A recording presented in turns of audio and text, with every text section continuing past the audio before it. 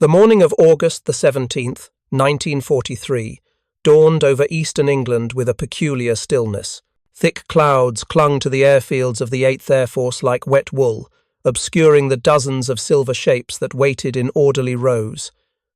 But this was not a day for delay. Deep inside Germany, two targets beckoned, targets whose destruction might bend the trajectory of the war itself. Schweinfurt, Regensburg, ball bearings and fighters, the industrial sinews of the Reich. At 27,000 feet above the German border, Oberleutnant Friedrich Heinemann circled his Fw190 with the lazy confidence of a man who had survived 2 years of aerial combat. Below him, scattered across the morning sky, 16 of his squadron mates maintained loose formation, waiting. They had been scrambled from Wiesbaden an hour before with a simple order: find the American bombers, kill them. Then Heinemann saw them. Fat, barrel-shaped machines climbing, laboriously from the west, silhouetted against scattered clouds. Their wings seemed stubby, almost comically inadequate for the bloated fuselages they supported. Massive propellers thrashed the thin air with brute determination rather than elegance. Even from miles away, the ungainly proportions were obvious. Heinemann keyed his radio, voice edged with amusement. Amerikanische Milchflaschen, he announced. American milk bottles. They have sent us their flying cows. His wingman, Lieutenant Karl Weber, a veteran of campaigns from Poland to North Africa, laughed sharply. Those fat targets? They waddle through the sky like pregnant geese. This will be easier than the Spitfires. To men who had spent years flying the sleek Messerschmitt 109 and the deadly Focke-Wulf 190, these newcomers seemed less fighters than cargo haulers forced into combat roles. Their radial engines gave them swollen noses. Their wide fuselages suggested industrial pragmatism over aerodynamic refinement. Everything about them screamed heaviness, clumsiness, vulnerability. The Germans did not yet know the designation.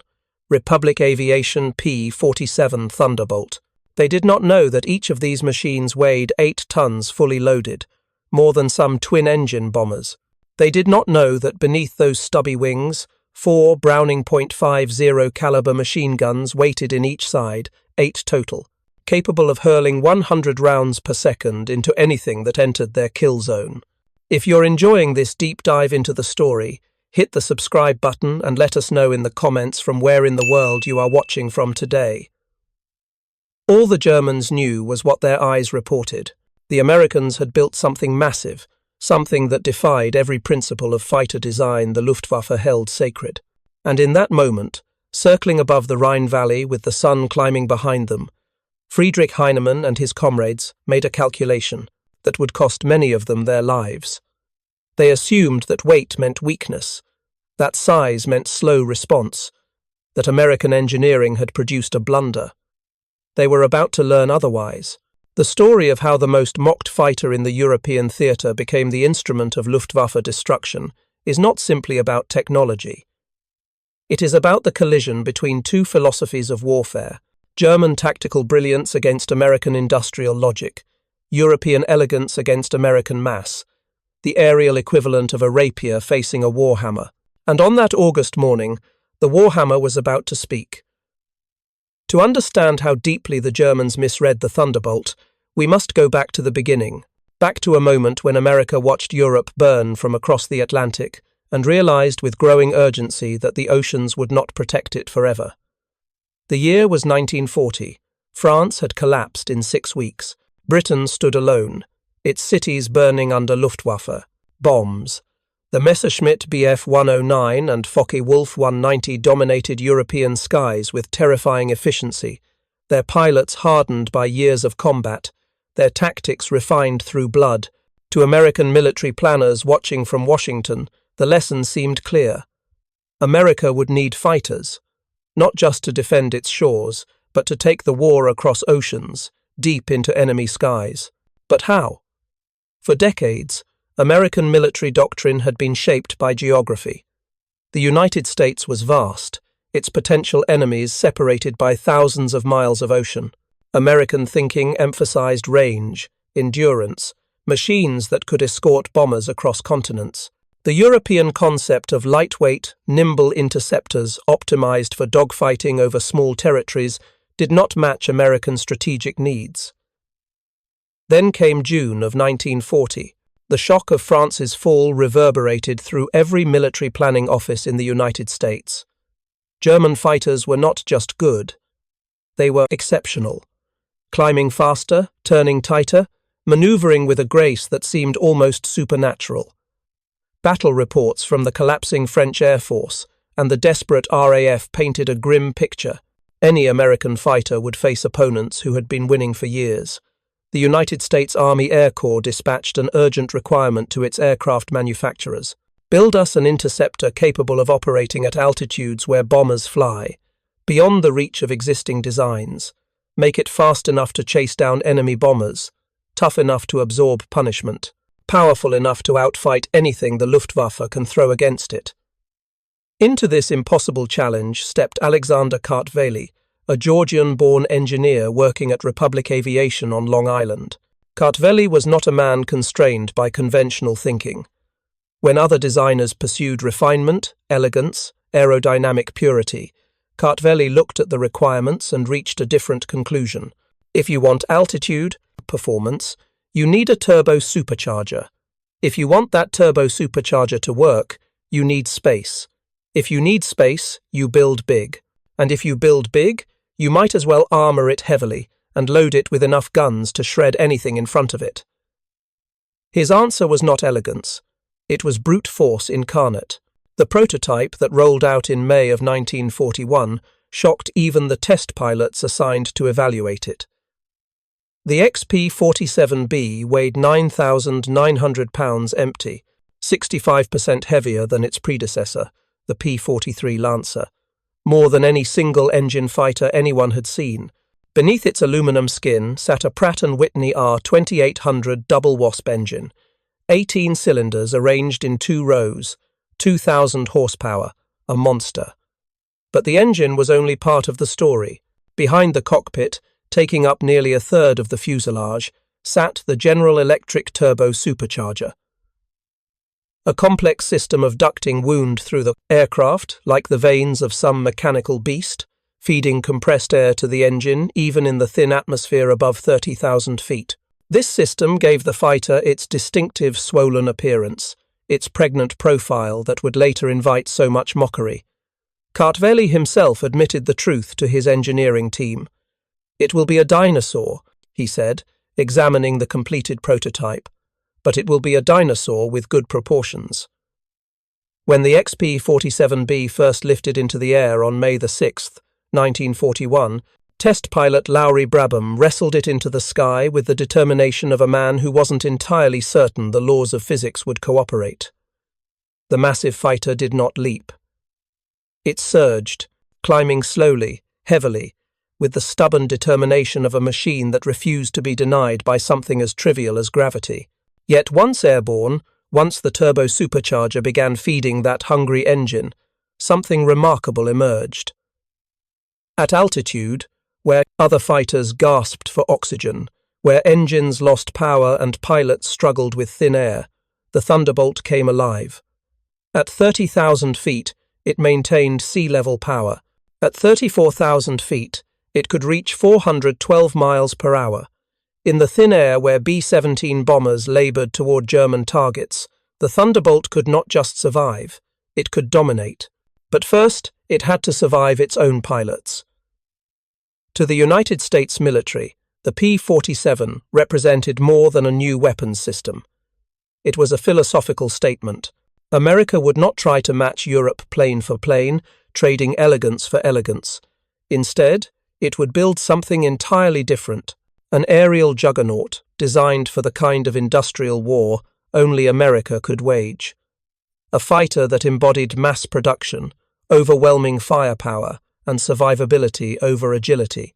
The British observers who watched early test flights were not impressed. Too heavy, they reported back to London. Too big. It will never fight. Even some American officers expressed doubts. The fighter was heavier than many twin-engine attack aircraft. How could it possibly maneuver against the nimble Messerschmitts and Focke-Wulfs? But doctrine was shifting. By 1942, one truth had become undeniable. The bomber was king. And if American B-17 flying fortresses were to strike the heart of Germany in daylight, if they were to survive the gauntlet of Luftwaffe fighters that would rise to meet them, they would need guardians. Guardians with range. Guardians with resilience. Guardians that could not just duel, but endure the entire mission. The P-47 Thunderbolt was born from necessity, forged in a moment when the world teetered on the edge of totalitarian victory.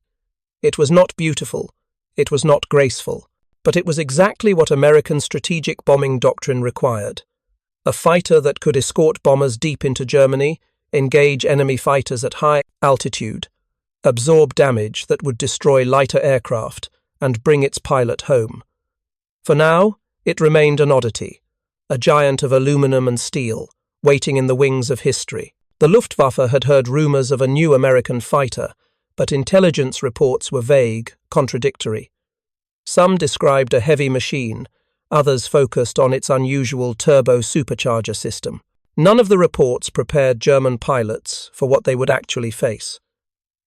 In December of 1942, the first P-47 Thunderbolts began arriving in England. They came disassembled in crates, shipped across the U-boat-infested Atlantic, then reassembled at British facilities by workers who had never seen anything quite like them. The 56th Fighter Group received the first operational aircraft. The 4th and 78th Fighter Groups followed shortly after. The reception among Allied pilots was mixed, often hostile. RAF Spitfire pilots who examined the new American machines shook their heads in disbelief. If our Spitfire Mark Vs couldn't deal with the Focke-Wulf 190, one RAF pilot told his American counterparts, how can you expect to handle them in that huge thing? Even American pilots transferring from lighter fighters expressed doubt. They circled the massive machines, tugged at flight controls, peered into cockpits, and muttered the same question. Does this thing actually fly? The nickname came quickly. Short for juggernaut, but also referencing the milk jug shape of its fuselage profile. Training accidents mounted with alarming speed. Between September of 1942 and January of 1943, the 56th Fighter Group alone lost 18 men and 41 aircraft. Not to enemy action, to the learning curve of mastering a machine unlike anything American pilots had flown before. The P-47 ground looped on landing, its narrow landing gear and heavy nose requiring precise technique. It torque-rolled on takeoff if pilots applied power too aggressively, the massive propeller trying to twist the entire aircraft in the opposite direction. And when it dove, it plunged with such reckless enthusiasm that shock waves formed on its wings at speeds approaching the sound barrier. These shock waves froze the controls in a deadly phenomenon called compressibility. Pilots who dove too steeply, too fast, found themselves trapped in an uncontrollable plunge toward the earth.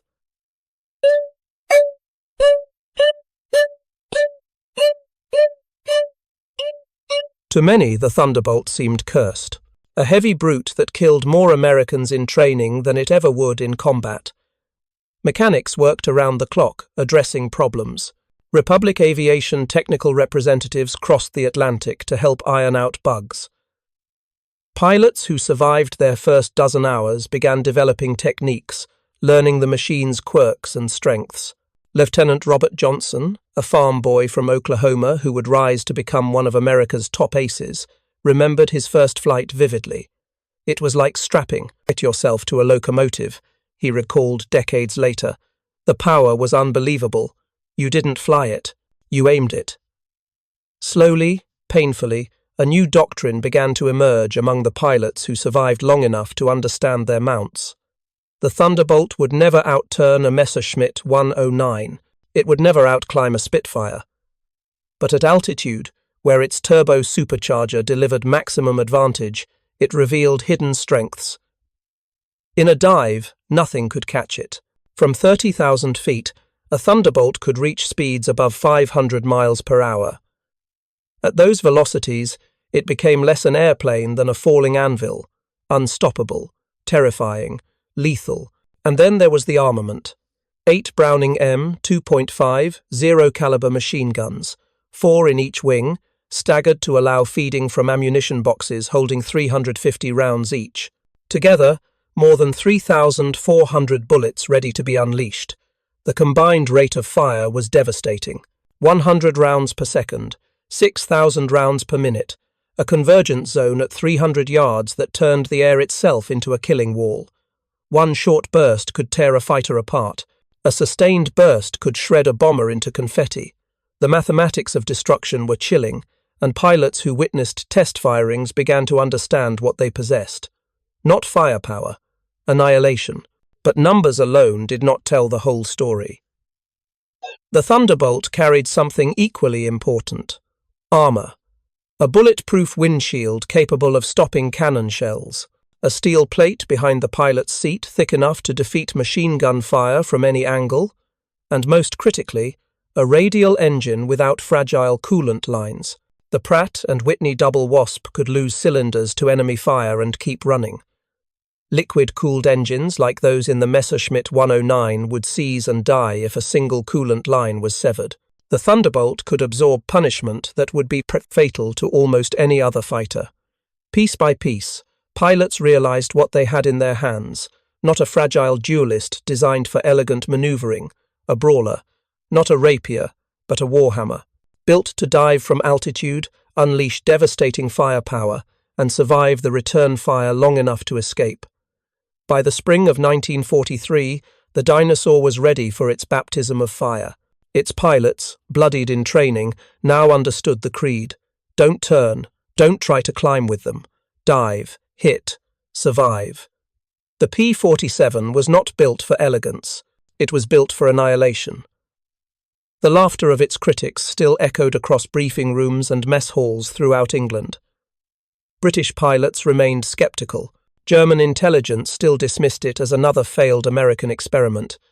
But soon, over the skies of Europe, that laughter would choke in the smoke of burning wrecks. On April the 8th, 1943, all 3 Thunderbolt groups, the 4th, 56th, and 78th, launched a joint fighter sweep over France. 260 pilots climbed into their massive machines, fired up 18-cylinder engines that roared like controlled explosions, and pointed their noses toward the Channel. This was it, the combat debut. The Luftwaffe ignored them. German fighters, already engaged with RAF operations elsewhere, simply did not respond. The Thunderbolts swept over occupied territory, their pilots tense, weapons armed, and found nothing but empty sky. They returned to England frustrated, their guns unfired, their theories untested. Several more sweeps followed during the next week, all uneventful. The P-47 remained a mystery, a weapon without proof. Then, on April the 15th, Major Donald Blakesley of the 4th Fighter Group spotted a lone Fw190 near Dieppe. Blakesley dove, closed to within 300 yards, and pressed his gun button. 8 50-caliber machine guns spoke simultaneously. 100 rounds per second converged on the German fighter. The Focke-Wulf staggered, pieces separating from its wings, smoke erupting from its engine. Then it rolled, inverted, and fell. The Thunderbolt had drawn first blood. 1 kill, proof of concept. But the Germans were unimpressed. 1 lost fighter meant nothing. The Luftwaffe had been fighting for 4 years. They had faced Hurricanes, Spitfires, Soviet Yaks, and Lavochkins. They knew how to evaluate threats, and this new American machine, with its odd appearance and uncertain performance, did not yet seem threatening. In the weeks that followed, the learning curve steepened. During their first month of operations, American Thunderbolt squadrons lost 14 aircraft for only 3 confirmed kills. The Germans, exploiting every weakness, dove from above to force dogfights where agility mattered most. Focke-Wulf, 190 pilots, would bait American pilots into turning engagements, then use their superior maneuverability to gain position and kill. The British, watching from the sidelines, wondered aloud if the Americans had chosen the wrong weapon for the wrong war. Even within the 8th Air Force, doubts festered. The 56th Fighter Group flew 31 combat missions before claiming a single enemy fighter. Against that, they suffered several losses. The calculus looked grim, but amid the failures, something unexpected surfaced. Aircraft that fell to German guns often absorbed unbelievable punishment before going down. One Thunderbolt limped home, riddled with 21 cannon holes and over 100 machine gun strikes. Mechanics examined the damage and shook their heads in disbelief. Any other fighter would have disintegrated. Another P-47 crash-landed with its engine torn open, hydraulic lines severed, control surfaces shredded. Yet it was intact enough to save its pilot's life. The armor worked. The rugged radial engine kept running even with cylinders destroyed. The robust airframe refused to come apart even under sustained fire. Had these been Spitfires, Messerschmitts, or even P-38 Lightnings, the pilots would have died. But Thunderbolt pilots were walking away from damage that should have been fatal. Word spread through the groups. The jug might not be nimble, but it brought you home. Then came June the 26th, 1943, the day that changed everything. The day Robert S. Johnson met death over France and survived to tell about it. Second Lieutenant Robert S. Johnson had been flying combat missions for less than a month when he found himself alone over Lille, France, at 27,000 feet. His P-47 had been shredded by cannon fire during a running battle with Fw190s. Hydraulic fluid sprayed across the cockpit. Smoke filled the interior. He was wounded in the face and leg, blood seeping into his flight suit. His canopy was jammed shut by battle damage. Escape was impossible. Johnson tried everything. He dove, attempting to outrun his pursuers. He climbed, burning fuel and altitude, trying to reach the safety of cloud cover. Nothing worked. Above him, closing with predatory patience, came a lone German ace, Oberleutnant Egon Meyer.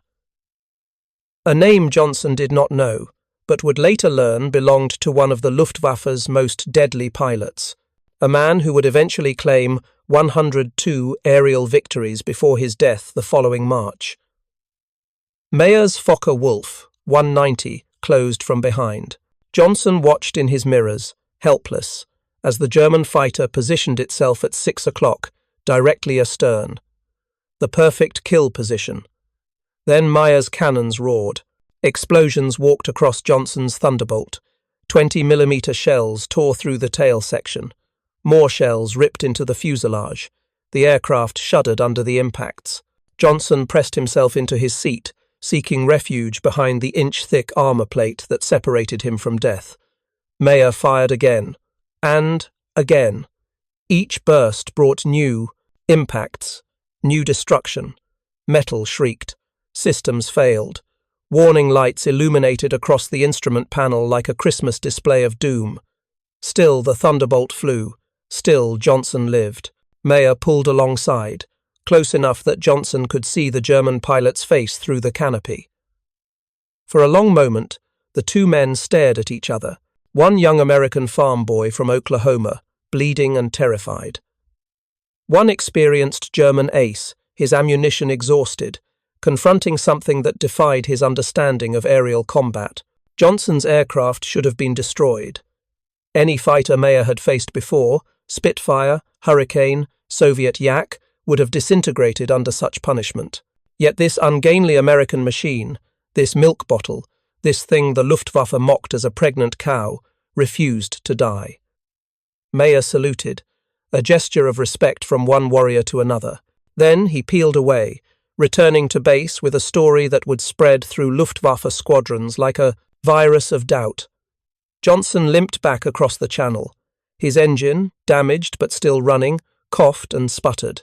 His controls, partially destroyed, responded sluggishly. But he made it. When mechanics examined his aircraft, they stopped counting after 200 bullet and shrapnel holes. The tail section looked like Swiss cheese. The fuselage bore scars from repeated cannon strikes. Yet the structure had held. The armor had worked. The engine had kept running. That story spread like wildfire through American squadrons. It became legend. More importantly, it became doctrine. Among Germans, it became something else entirely, a nightmare, a realization that they faced an opponent who played by different rules. No fighter should have endured such punishment. No pilot should have returned alive. The impossible had become real, and from that day forward, tactics began to change on both sides of the conflict. Major Hubert Zemke, commander of the 56th Fighter Group, called his pilots together after Johnson's return. He laid down new rules with the authority of a man who understood that survival required adaptation. "Don't turn with them," Zemke ordered. "Don't climb with them. Use your weight. Use your speed. Use your guns. Dive from altitude. Fire once. Disappear back into the sky." The thunderbolt would never be elegant, but in a dive, it was unstoppable. In a zoom climb, it could escape anything, and when its 8 Brownings spoke, nothing survived. Young American pilots learned quickly. Instead of swirling dogfights, they struck from above. They dove at breathtaking speeds, fired devastating bursts, and vanished back into altitude before German fighters could respond. It was not romantic. It was brutal, efficient, industrial. And it worked. The Germans no longer faced green novices in untested machines. They faced formations of war hammers, each strike capable of cutting an aircraft in half. Each pilot trained to exploit the one overwhelming advantage their heavy fighters possessed: firepower. By summer's end, the laughter had thinned, and by autumn, the sound of those 8 Brownings had become something else entirely. A sound that haunted German pilots, a sound like rolling thunder, which brings us back to August the 17th, 1943, the morning that began with Oberleutnant Friedrich Heinemann circling above the German border, watching American milk bottles climb toward him, confident in his experience and his aircraft's superiority. The mission that day was the most ambitious yet attempted by the 8th Air Force.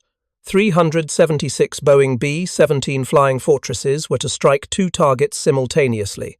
146 bombers would attack the Messerschmitt factory at Regensburg, then continue south to bases in North Africa. 230 bombers would hit the ball-bearing plants at Schweinfurt and return to England. By splitting German defences, planners hoped to reduce losses. The plan failed before it began. Weather over England delayed the Schweinfurt force for 3 hours. Instead of launching simultaneously, the 2 bomber streams departed separately, allowing the Luftwaffe to concentrate against each in turn. What was supposed to be a clever feint became a slaughter. Escorting the bombers were 3 groups of P-47 Thunderbolts. Limited by range, even with newly installed drop tanks, they could only accompany the bombers to the German border. Beyond Eupen, Belgium, the B-17s would be alone. At precisely 1000 hours, German fighters began assembling. Messerschmitt 109s from Jagdgeschwader 3, Focke-Wulf 190s from Jagdgeschwader 26, veterans of campaigns from Poland to North Africa, men who had shot down hundreds of Allied aircraft. They formed up north of the bomber stream, preparing their classic frontal attacks from 12 o'clock high. The Thunderbolts, flying top cover, spotted them immediately. Major Hub Zemke, leading elements of the 56th Fighter Group, keyed his radio. Bandits, 11 o'clock high. Focke-Wulfs forming for attack. Let's go get them. What happened next would be dissected in intelligence reports for months afterward, analysed by historians for decades. The moment when German confidence met American firepower and shattered like crystal. 16 Focke-Wulf 190s dove toward the bomber formation. They never reached it. The P-47s rolled inverted and fell from 28,000 feet like anvils wrapped in aluminum. Heinemann, leading the German formation, watched the Americans dive and assumed they were running, fleeing, the standard response of inexperienced pilots who panicked when outnumbered. Then, the Thunderbolts leveled out at 24,000 feet, directly in the path of the diving Focke-Wulfs, and opened fire. Witnesses on both sides described what followed using the same word. Hammers falling from heaven, 8 Browning 50 caliber, machine guns per aircraft, multiplied by 16 attacking Thunderbolts, 128 heavy machine guns firing simultaneously, more than 1,600 rounds per second converging into the German formation. A Luftwaffe pilot who survived wrote in his after-action report, "I opened fire at 600 meters. My rounds struck their wings. They did not even wobble. Then they fired."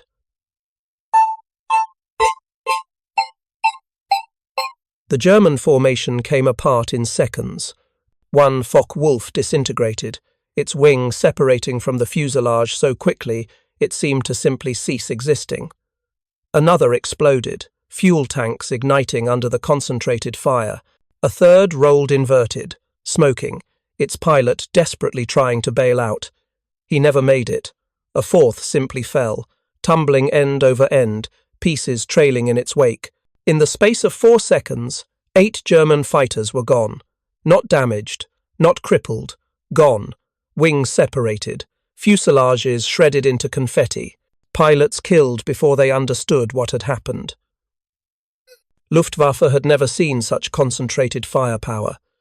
German fighters carried 2 or 4 cannons, firing perhaps 20 rounds per second combined, devastating against bombers, but requiring precise aim. The Thunderbolt carried 8 machine guns firing 100 rounds per second. A wall of lead that collapsed onto anything caught in its path. Precision became irrelevant. The sheer volume of fire guaranteed destruction. Heinemann, his aircraft untouched by some miracle of geometry and luck, pulled out of his dive and fled.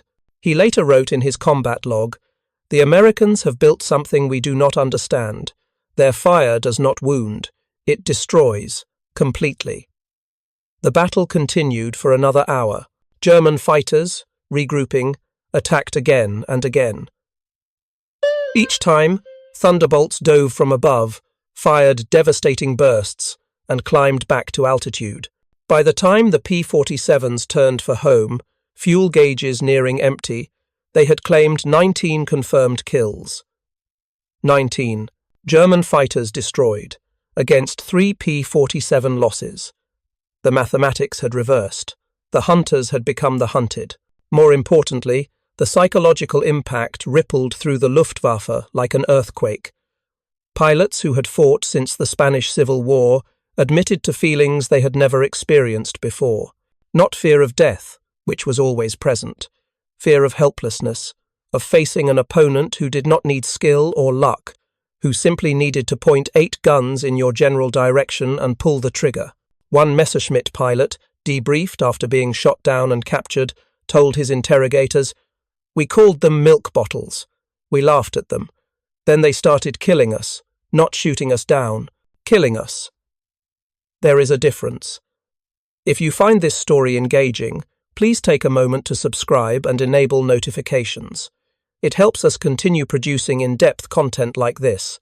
The revelation of the Thunderbolt's firepower changed aerial combat over Europe in fundamental ways. By autumn of 1943, even the most celebrated German aces were learning fear. Men like Hans Philipp, victor of over 200 air battles, who met his end that October when Robert Johnson caught him at 28,000 feet. Philipp's Focke-Wulf gasped for oxygen, while Thunderbolts thundered down from 32,000 feet, where their turbo-superchargers still delivered full power. Johnson fired, watched his tracers stitch across Philipp's fuselage, saw the ace vanish in a ball of fire. Another legend erased, another lesson in the brutal calculus of industrial warfare. The transformation accelerated in early 1944 when the Thunderbolt received a new weapon, the paddle blade propeller. Wider, more efficient, it finally gave the lumbering giant the climb rate it had always lacked. German pilots who had relied on spiraling upward to escape now found Americans following them, matching them, killing them. "These are not the same. Machines we laughed at last year," one Luftwaffe officer wrote in despair to his superiors. "The sound has changed too, the broad blades. We can hear them coming from miles away, a low rolling growl that builds into a roar. We call it Donnerschlag, the thunderclap." June the 6th, 1944. D-Day. Over 500 P-47s formed an iron shield above Normandy, stacked from sea level to 30,000 feet. They created a barrier the Luftwaffe could not break. One German pilot who survived that morning admitted bitterly, "The sky belonged to the Americans. We tried to break through at dawn. 12 of us flew in. I was the only one to return." But it was not just in the air that the Thunderbolt revealed its power. On the ground, it became something new, something monstrous. With bombs beneath its wings and rockets slung to its fuselage, the P-47 descended upon German columns like flying artillery. Imagine the scene: a panzer division winding down a narrow French road, engines rumbling, tracks grinding, supply trucks interspersed with tanks. Then, the scream of rockets, the roar of radial engines, and annihilation. In a 2-second burst, 850 caliber machine guns firing armor-piercing incendiary rounds, 160 half-inch projectiles slamming into the column.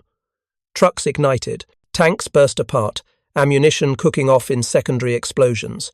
Horses collapsed in fire and smoke. German infantry called them Jabos, fighter bombers. But that word barely captured the terror. These were not planes. They were steel gods descending from clouds, their guns speaking in streams of fire that turned vehicles into scrap metal and men into memories. One German survivor of Normandy described it with the hollow voice of a man who had seen civilization itself attacked from above. "They came in so low you could see the pilot's face. Then everything we had, trucks, guns, men, simply ceased to exist." By summer of 1944, the Wehrmacht could move only by night. Day belonged to the Thunderbolt. Rail yards were cratered, bridges demolished, convoys turned to twisted wreckage. Statistics tell the story with cold precision. In June alone, 9th Air Force P-47s destroyed over 600 locomotives, nearly 4,000 trucks, 500 tanks, thousands of horse-drawn wagons, and still they kept coming. Factory after factory in America turned out fresh Thunderbolts at a pace the Reich could never match. One every hour in Farmingdale, New York, 500 a month in Evansville, Indiana. While the Luftwaffe bled its last veterans into the soil, America buried Germany beneath an avalanche of aluminum and steel. In the Pacific, the legend grew further. Japanese ace Saburo Sakai faced them over New Guinea. He remembered emptying his cannons into a Thunderbolt, only to watch it fly away, shrugging off hits that would have destroyed any Zero. "We called them monsters," he later wrote. Their return, fire, was terrifying. Streams of heavy bullets that tore our planes apart. Even the new German jets, the Messerschmitt 262 that could outrun any Allied piston fighter by over 100 miles per hour, were not safe. In November of 1944, Lieutenant Colonel John Meyer dove from 28,000 feet, his Thunderbolt screaming at near 500 miles per hour, and shot one down before the jet pilot realized danger was approaching from above. The P-47 had reached its climax, the moment where a weapon ceases to be just steel and oil and becomes something more, a symbol, a sentence of death, the thunder that rolled across Europe. By autumn of 1944, the skies of Europe had changed forever. The Luftwaffe, once the terror of the continent, was now a ghost of its former self. Fuel shortages grounded entire squadrons. Training programs collapsed. Where once German pilots entered combat with hundreds of hours of flight time, now many arrived at the front with fewer than 100. Against them stood American Thunderbolt pilots, each with 400 hours of training, each backed by an industrial empire that seemed inexhaustible. The result was not battle, it was slaughter. Captured German reports spoke of a new sickness among pilots and soldiers alike. They called it Jabo fever, a trembling of hands, nausea in the stomach, even fainting spells at the mere rumour of incoming Thunderbolts. On the ground, Wehrmacht columns dreaded the low rolling thunder of Pratt and Whitney engines. In the air, Luftwaffe aces who had once faced Hurricanes and Spitfires without fear now confessed to despair when the big American fighters appeared. The numbers told the same story. In Europe alone, Thunderbolts destroyed more than 3,700 German aircraft in aerial combat. over 3,300 more on the ground. They annihilated 86,000 railway cars, 9,000 locomotives, 6,000 armoured vehicles, and tens of thousands of trucks and wagons. In the Pacific, they claimed nearly 700 Japanese aircraft in the air and hundreds more on the ground. All the while, American factories fed the fire.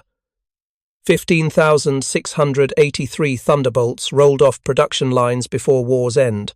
Farmingdale, Long Island. Evansville, Indiana. Factories that once produced farm equipment and automobiles now produced a fighter every hour, around the clock. Each machine required 65,000 parts, 8 miles of wiring, thousands of pounds of aluminum, yet they came, endless. Like a steel tide, the Luftwaffe could not compete. Even when German pilots scored victories, it was meaningless. As one American commander told a captured enemy officer, "You destroy 10, we build 20. How long can you fight that?" The consequences rippled outward. German daylight defense crumbled. The Reich's cities burned under relentless bombing. Supply lines disintegrated. Panzer divisions found themselves stranded, trains destroyed, convoys obliterated. The Thunderbolt, once mocked as ungainly, had become the very embodiment of industrial annihilation. But beyond statistics lay human truth. For German pilots, defeat meant more than death. It meant hopelessness. One ace admitted in a letter intercepted by Allied intelligence, "We laughed at them in 1943. We are not laughing now. When you hear those guns, you know death has come calling." For American pilots, the aftermath was equally sobering. They had entered the war as green recruits, mocked by allies and enemies alike. They emerged hardened veterans, flying machines that had proven almost indestructible. Yet each mission carried cost. Each sortie risked flames and steel and lonely death above foreign soil. The Thunderbolt might endure, but its pilots were flesh and blood. Still, the balance of air power was decided. By late 1944, the Luftwaffe was no longer a decisive force. By early 1945, it was broken. The Reich's last gamble, throwing hundreds of fighters at Allied airfields on New Year's Day of 1945, ended in catastrophe. The Americans lost aircraft, yes, but within 48 hours, fresh Thunderbolts replaced the wreckage. The Germans lost pilots, and they could never replace them. That was the true consequence. The war of attrition had been won not with elegance, not with maneuver, but with firepower, durability, and above all, production. The Thunderbolt had done more than survive the laughter. It had buried it under steel, under smoke, under an avalanche of lead. When the war ended in May of 1945, the Luftwaffe was a shadow. Airfields lay in ruins. Pilots were dead, captured, or too young to fight. And in the skies, the great juggernaut still roared. The P-47 Thunderbolt. It had entered combat mocked as a clumsy brute. It emerged remembered as the heaviest, toughest, most fearsome single-engine fighter of the war. Its statistics were staggering. Thousands of enemy planes destroyed, tens of thousands of vehicles annihilated, bridges, rail lines, factories, all shattered beneath its guns, bombs, and rockets. But beyond numbers, the Thunderbolt left behind a deeper legacy. It proved that in the age of industrial war, survival belonged not to the elegant duelist but to the weapon of endurance. It taught that firepower could outweigh maneuver, that armour could matter as much as agility, that, in a conflict of nations, the design that embodied mass production, reliability, and brute strength could shape the battlefield more than any individual pilot's brilliance. German officers admitted this with bitter honesty. One Luftwaffe veteran confessed years after the war, "We laughed when we first saw them. By the end, the laughter had died with our comrades. You could not fight thunder." Even Adolf Galland, head of the Luftwaffe fighter arm, later told American veterans with the weary respect of a defeated opponent, "You built not a European fighter, but an American one. And in doing so, you understood the war better than we did." After 1945, Thunderbolts served across the world. France, Brazil, Mexico, even nationalist China flew them into the late 1940s.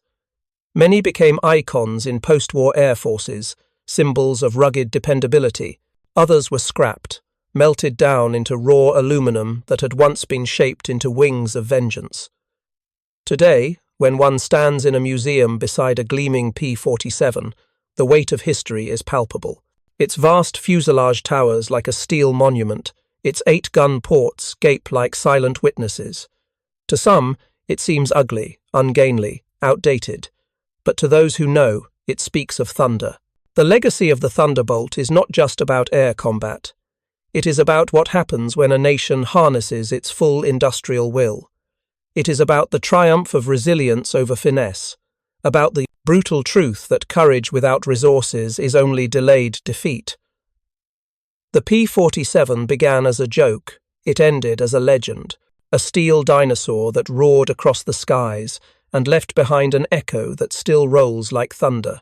On that August morning in 1943, when Oberleutnant Friedrich Heinemann circled above the German border and laughed at the flying milk bottles climbing toward him, he made a calculation shared by an entire generation of Luftwaffe pilots.